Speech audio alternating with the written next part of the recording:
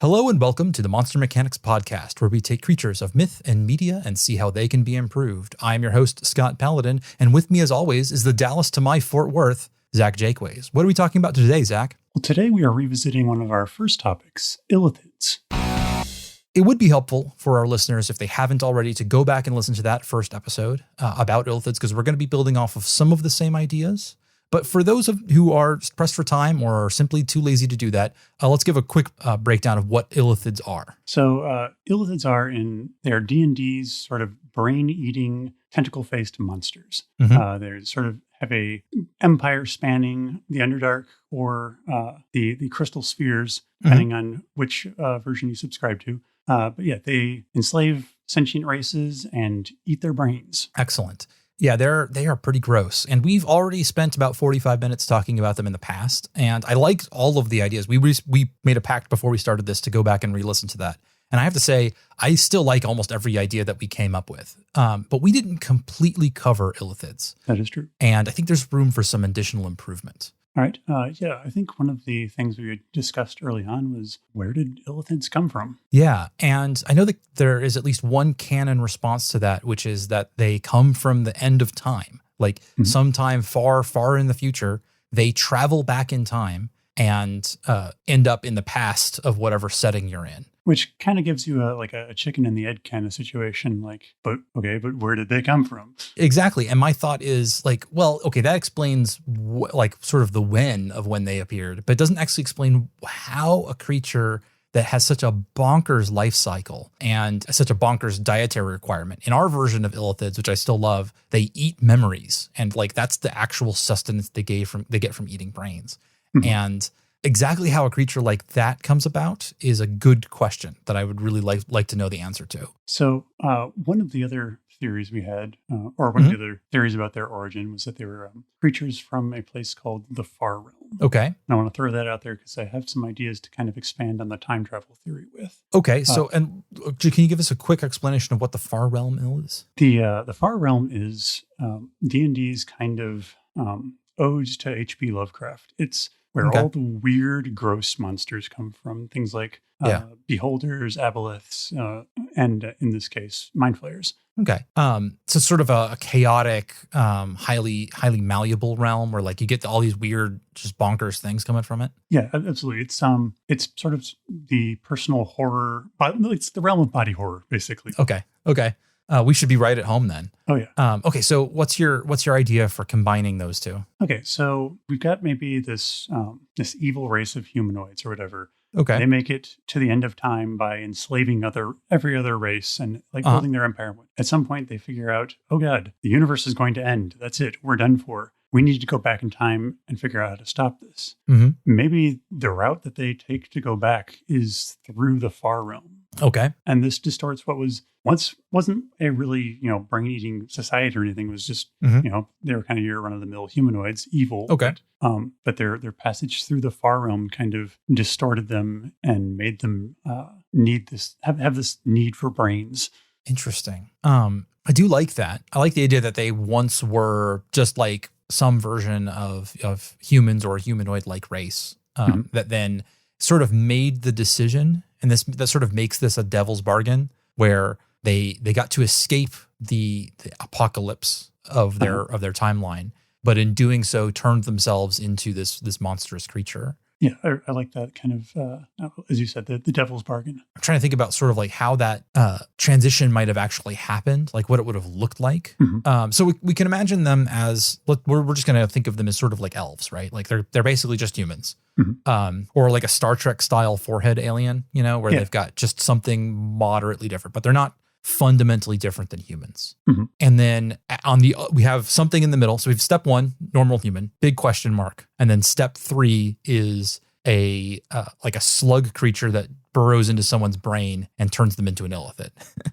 And what's that middle step exactly look like? There's probably a way to answer it by thinking about the way that the way they feast on memories creates is something about that transition.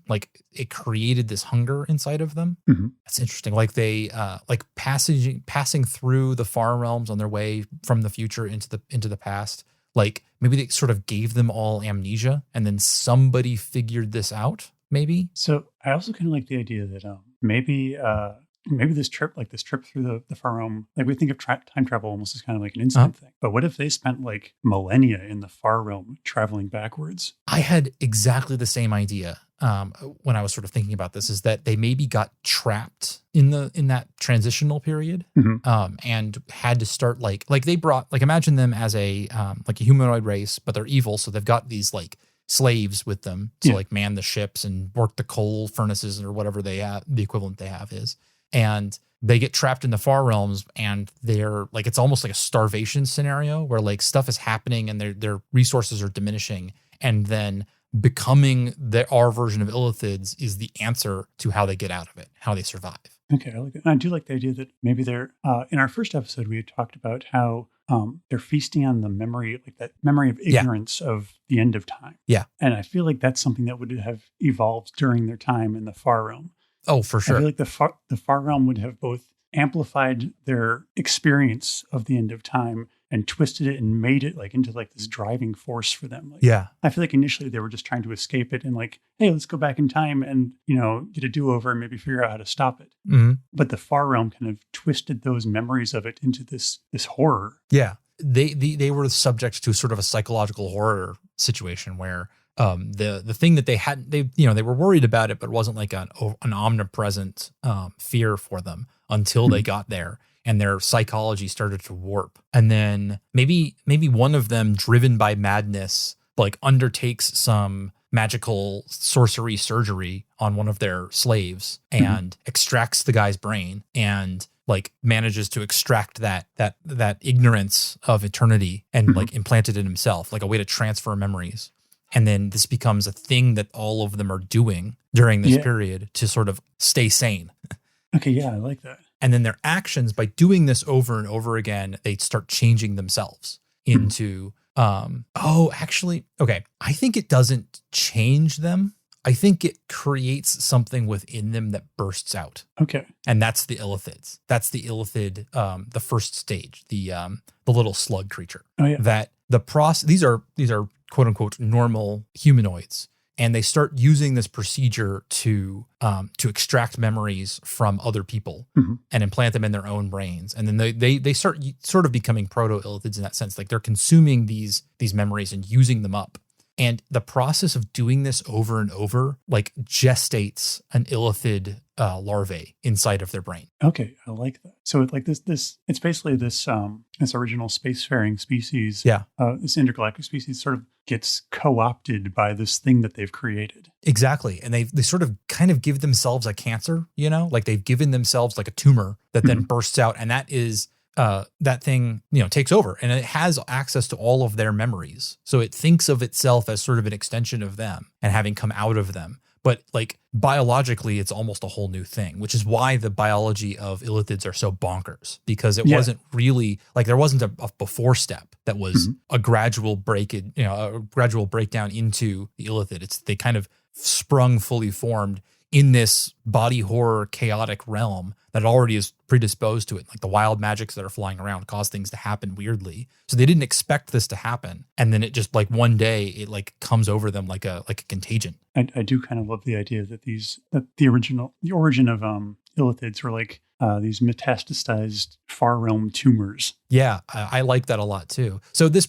leads in early to an idea that I was going to bring up later, which is that I was thinking about how we could make them grosser. Okay. And instead of an Illithid larvae taking over a head and like making something's head into a Illithid head, and then its body becomes that sort of gray, rubbery Illithid body, like they sort of, instead of coming in and morphing the body, instead it's basically like a squid piloting a human like a mech. Like it just takes over, like it literally eats the brain, and then there's a new object inside of the head, a new creature in there that bursts out in a couple of places and then just sort of grafts itself into the nervous system, and that the rest of the body stays pretty well the same. I like that, and to expand on that a little further. Okay, go. Yeah. I like the idea that because it's a messy process of bursting out. It's not There's not a fixed way. Nope. Like you'll have some illithids where like the all the tentacles like burst out of the ear instead of the mouth, or the back of the head, or something like that. Yeah. So you'll have like these backwards illithids where like the human body that does all the manipulating and whatnot is facing forwards, but the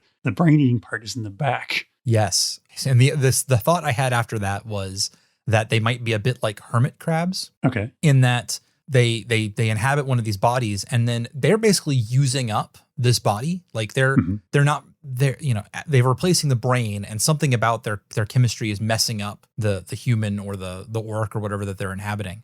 And eventually they're going to sort of use this thing up, and it's going to become more and more corpse-like over time, and they might need to transfer to a new host. Uh-huh. And so that's one of the uses they have for bodies that they've already eaten the brains out of, is that once they've removed the brain, that one of them might go, oh, you know what, this human that I've been riding around in is a little bit worn out. Let me just jump in there. And the illithid itself gets extracted, or possibly extracts itself, and then takes over that new body and uses it. Yeah, I like that. That's real gross.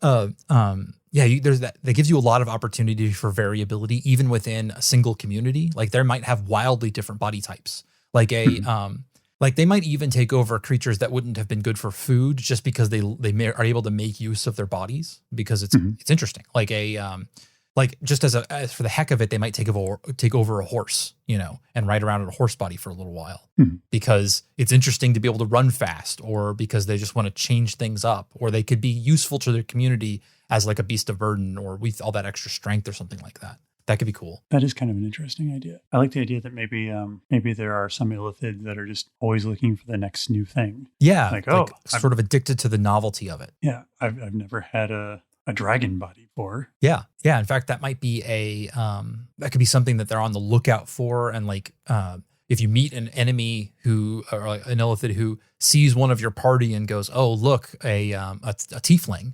Interesting. I'd love to try being a tiefling for a little while. Look at those little wings. I'd like to see what those feel like."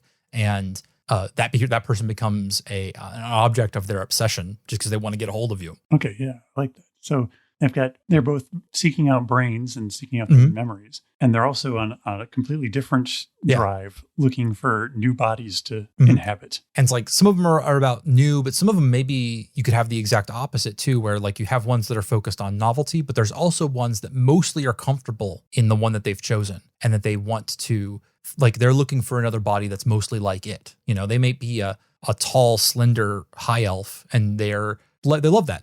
That's their preference. So they're going to be looking on the lookout for another tall, slender high elf for them to take over. My grand slug was an elf, and his grand slug before him was an elf, and we inhabit elves. They're like, oh, I'm just in it for the aesthetic, right? Like they're like this. Yeah. It's not a phase, mom. Okay.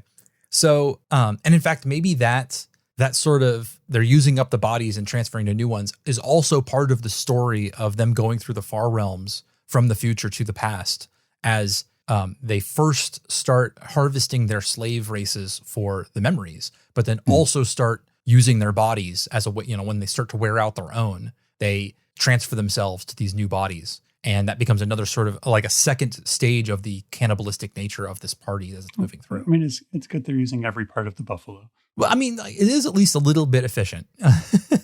It gets more efficient over time.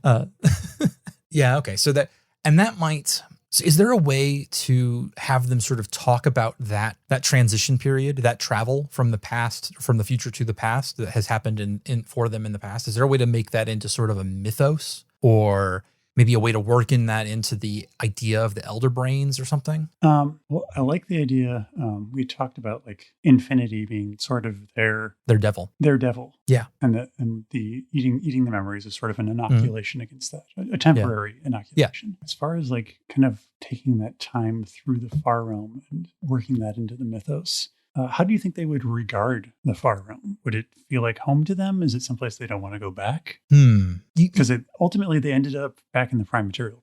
Right. Yeah. So obviously they can't really like it. They can't have been like, oh, this is perfect, let's just stay here forever. Yeah. Because then they never would have left. But I don't know that they would be completely like, they remember it as like a hellish place for them necessarily, because it's also the place of where they became what they are, which I don't want them to be tortured about how they get along. Like, that's boring to me. I much prefer an evil creature that is like, no, this is rad. I love being I love being a crazy brain eating creature. Like, this is great. That's more fun to me than one that is sort of like self-conscious and like thinks of themselves as a tortured creature. So one thing that we could potentially go with, and feel free to shoot this down if you don't like it, but I like the idea of, so they use the far realm to come back into. Yeah. But what if that's a two-way street? What if they're also using the far realm as a lens to watch the future and see what their actions are doing to the end of time? Oh, okay. Except the far realm, I kind of imagine, is sort of like a sentient place as it is. And it's twisting what they see to their own ends to kind of further this pain and suffering of this race. Maybe it's not even like I like the idea of them looking forward in time. The far realm, another option, instead of just having it be like it is malevolent and has its own id, is that when you look through it, like when you go into it, then it reacts to your mind. And so how twisted and broken these Illithid minds are as they look through the far realm colors what they see. Like, just the very nature of their outlook changes what they would normally see. Like, there's no way to get an unbiased view of the future. Okay, I like that. Like, instead it just reflects that back at themselves more and more. And so it always looks terrible to them and worse because that's what they're expecting to see. That's how their nature is. And I like that kind of drives them more to seek out that ignorance and that, like they're kind of like trying to bury their heads in the sand. Yeah. And maybe like the end of I also kind of like the idea that what if the end of time was a fluke or something, or it was an illusion like of some sort. Okay. Where they were tricked basically to go back in time. Oh, okay. So like maybe they, like the heroes of that time tricked them into thinking this, and that sent them back. And then that timeline kept going forward without the Illithids and, or the creatures that would become Illithids. Yeah. And that's kind of cool. I like that. You could definitely set that as part of your lore. I think it kind of almost doesn't make a difference to our version of Illithids, whether or not they were or not. Like, it can't, like, to them, they're going to act the same because they've been fooled. And then that self-reinforcing process of looking into the far realm, into the future, and seeing what you expect to see just makes them more and more like that. That is cool. Yeah, so I think they might have, like, they think of the far realm as sort of a useful tool, something that they can master, but that they don't really want to spend a lot of time in because it doesn't show them anything they like. So they have sort of these mixed feelings about it. Well, I feel like as a race, like they've got to be just like arrogant and like they feel like they have a complete handle on the far realm, like that they are the masters of this realm. And really it couldn't be farther from the truth. Right. Yeah, for sure. And in fact, one of the things they don't like is being confronted with how like what their lack of mastery is. Like they like to think of themselves as having complete mastery over it, and feeling like I'm just going to go in there, I'm going to look into the future, I'm going to get my report. And then they get in there and things go wrong and they don't see what they want to see. And that confronts them with like the truth, which is that they don't know what the they're doing. And that like is like psychologically painful to them. Like, they do not like that. And so they maintain the air that they have complete control, but they will avoid it if they can, because they don't like being confronted with the truth, which is that they don't. Yeah, I think that's an interesting take. I like the idea that it's sort of a narcissism-driven society. Yeah. Anything that like any society that revels in you becoming a giant brain in a vat, that's got to be narcissism squared, right?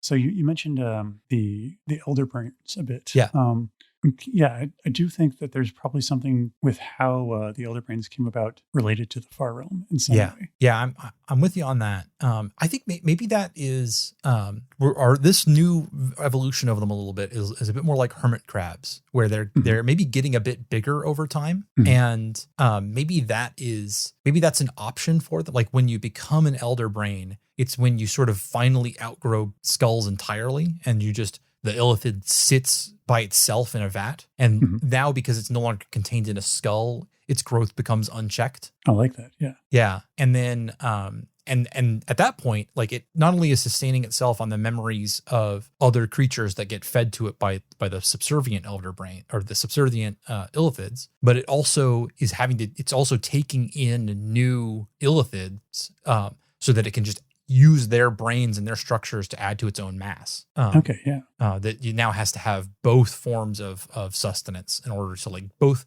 like to fuel itself, it needs memories, but to grow, it needs brains. It needs illithid brains specifically. Yeah, I like that. We talked before about like the first elder brain having sort of come up with the idea.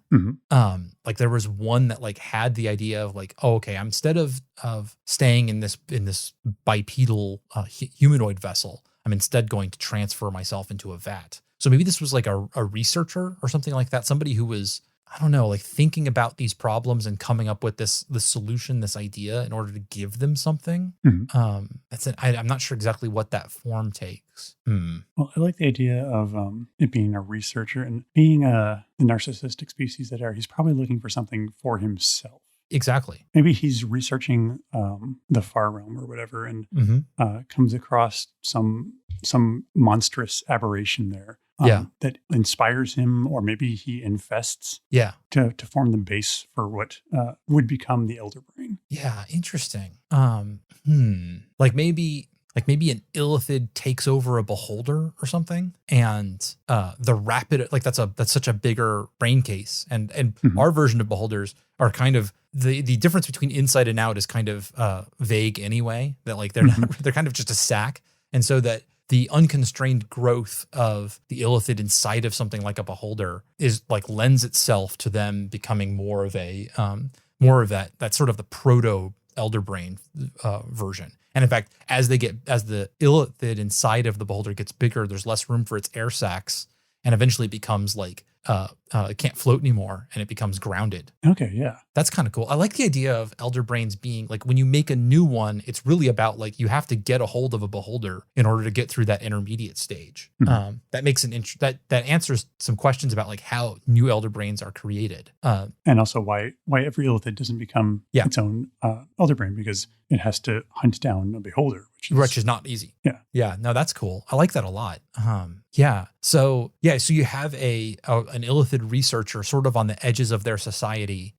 He's one of the curious ones who always is looking out for new body types, and he manages to get a hold of a beholder and insert himself into this beholder, that's an awful image where like you have like, oh man, do the tentacles come out the mouth or the main eye? Maybe. I figure it varies. Like, yeah. Well, no, I'm saying that first one. I've got this mental image in my brain of like what we're like trying to form of. I think that like watching the illithid go up into the mouth and then like having that eye pushed out and this mass of tentacles with a beak in the middle of them, like push out at that location, and then it uses that's no good. I like that. And then because of its unchecked growth inside of the beholder, this illithid gets bigger and bigger, and its intelligence increases, and it starts to figure out certain things about its own biology, and comes up with the idea of, oh, I can actually you need two things for the recipe of the elder brain. One is the beholder, so that you can have that, or something similar to a beholder, but the beholder's like the main version. And you basically need the potting soil for a giant brain. But the actual like fertilizer for it, the thing that, or the germination thing, is the idea of taking in other illithids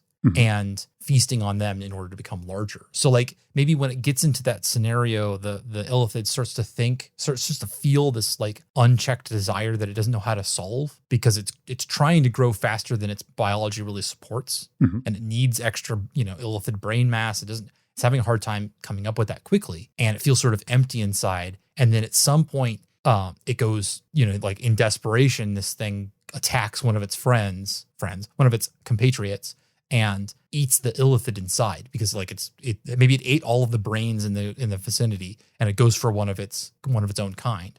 And that process is somewhat different than normal brain eating for illithids. And it instead ends up, adding that illithid's brain mass to its own and becoming larger. And then it's like, oh, this is a great idea. This worked super well. I was able to take in this other illithid into my own self and become much more powerful. I like that. I also like the idea of, like, you mentioned that how they kind of have this growing desire to like that they can't really explain. I like the idea of an illithid serial killer. Oh yeah, that's essentially what it becomes for a while. Where it just starts hunting its own species. I really like the idea of eating illithid brains, like just doesn't occur to illithids until they reach that point. Right.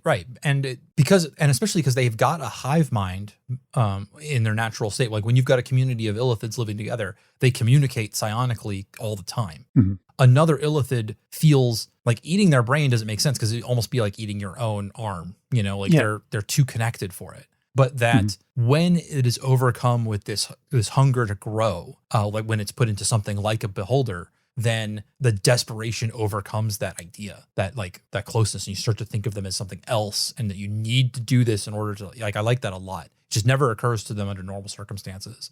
And then maybe in the illithid's mind, it's framed as like consolidating the hive mind. Yes. Yeah. Where the one that's doing the consuming starts to think, okay, this is a natural step of it, and justifies it to itself. And then this is the first elder brain is it's probably a quite violent horror movie that happens. But over time, as illithids develop a society, they start to come up with things like the myth of joining the elder brain collective and things like this, things that they start to construct their society in such a way that this becomes a natural part of things. And instead of hunting down other illithids, the elder brain is fed them by their compatriots, and they come voluntarily because they think it's part of them going on to their next part of their life cycle, joining the elder brain, when in fact they're actually just consumed by it and their brains added to its own, and their id dies. I like that. Yeah. This is more cohesive than what we had before. I like it a lot. They've got this whole story of how they came into being, which is awful, but at least you can follow it from step to step in a way that couldn't have imagined where these guys would have come from before. Were there any other elements of the illithids you wanted to touch on? Those were the two big ones. Was my idea, the hermit crab idea, and the origins. Was there anything that you wanted to talk about? No, the origins was something I was very interested in. Yeah. You haven't really elaborated too much on where they're going with sort of this myth of infinity. And I'm wondering if there's more to be found there. If they sort of if their whole society is sort of founded based on this fear of the end. Yeah. How else does that seep into their society?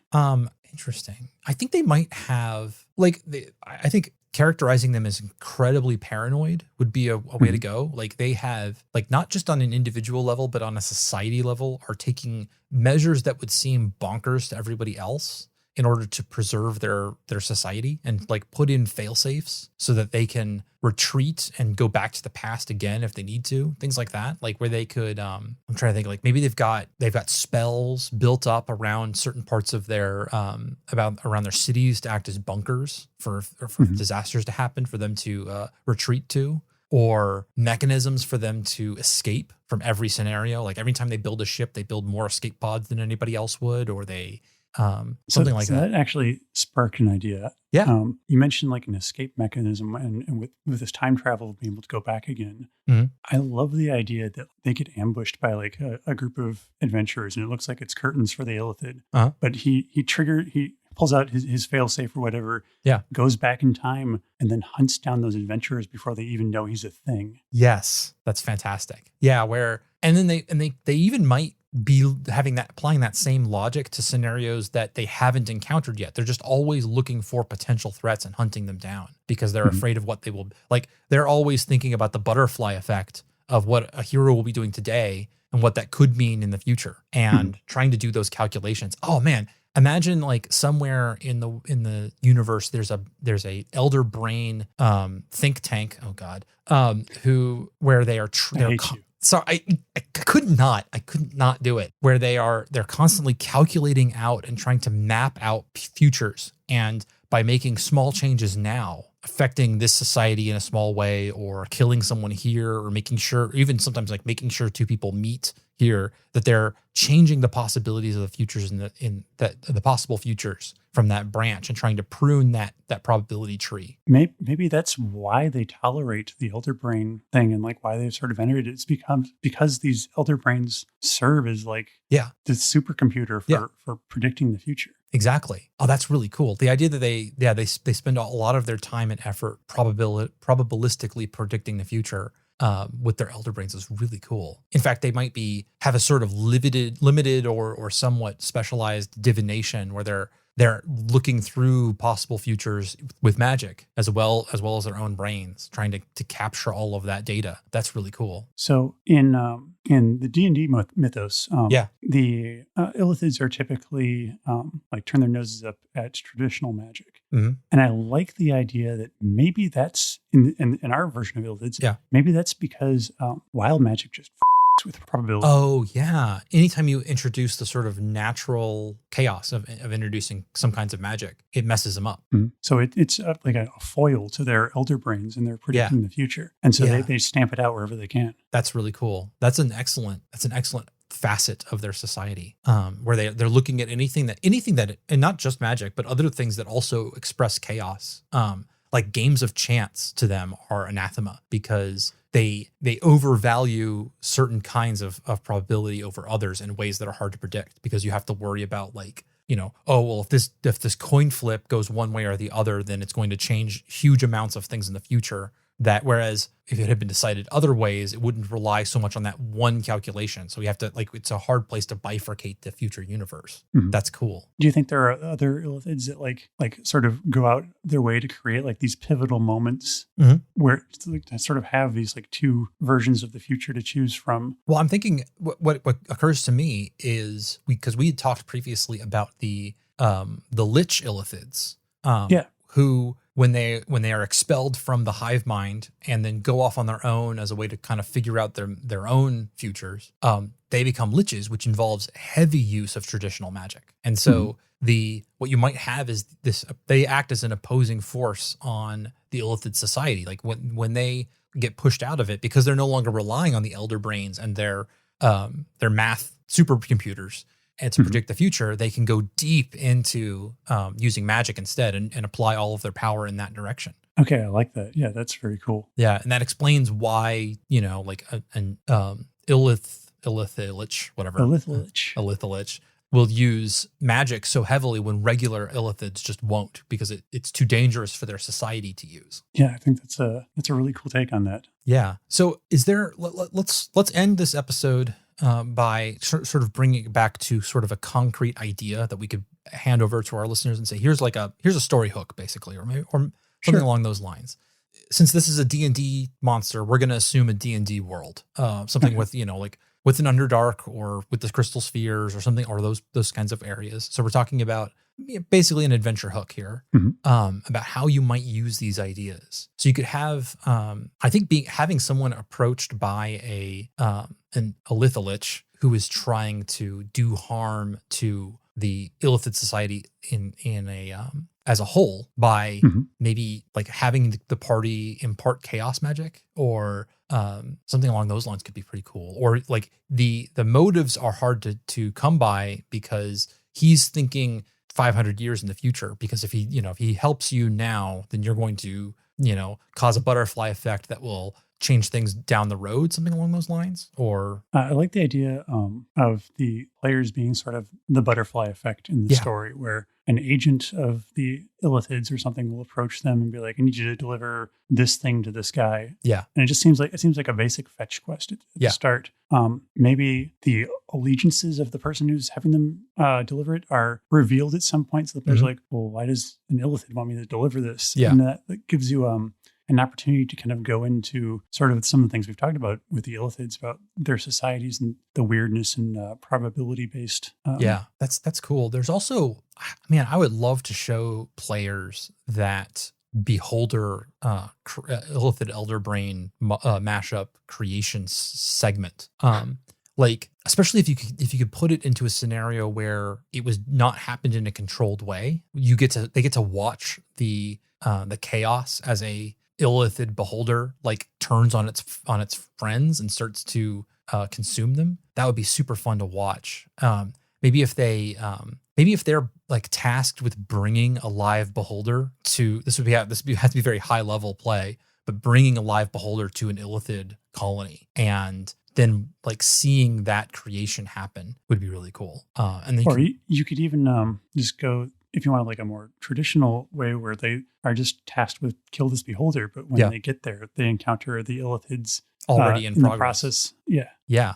Or maybe they're tricked into it. Like they've been told, okay, you need to kill this beholder. Here is a weapon that will do it. And they're handed essentially a sack with an illithid inside. And they're like, feed this to him and this will kill him. And so they do that. And then the illithid breaks in and takes over from that point. Okay. That's a cool idea. Yeah. They're like, don't open this box until the time. And if they do open the box, instead one of them gets taken over. Oh yeah. And then it becomes just a fantasy version of the movie Alien.